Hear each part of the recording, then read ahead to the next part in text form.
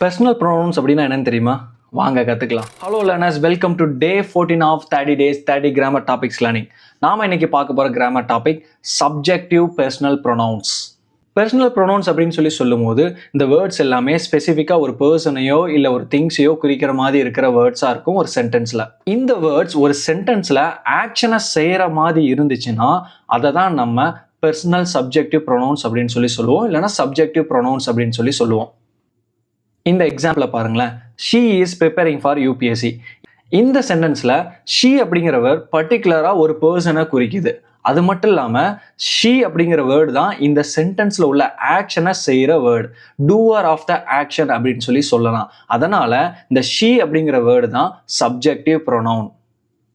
இந்த subjective pronoun கேட்டகரியில் வர்ற வேற வேர்ட்ஸ் என்னன்னு பார்க்கும்போது he, she, it, I, you, we, they, இந்த மாதிரியான வார்த்தைகள்.